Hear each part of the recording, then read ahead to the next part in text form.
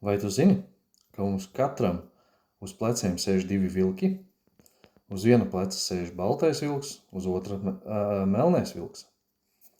Tāda baltais vilks, tas barojās ar prieku, mīlestību, labvēlību, gaismu.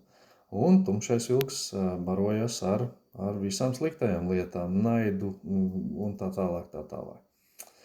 Un tā ir sena indiešu gudrība, ja, kas pasaka,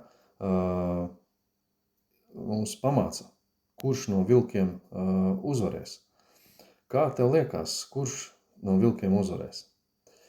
Ja tu domā, ka uzvarēs melnais vilks, kurš ir tas naidīgais un tas ļaunais, tad tu ļoti maldies.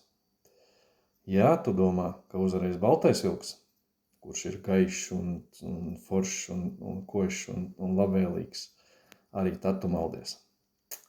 Uzvarēs tas vilks, kuru tu baro. Un, ja tu barosi tātad balto vilku, tad tavā dzīvē būs gaisma, prieks, mīlestība.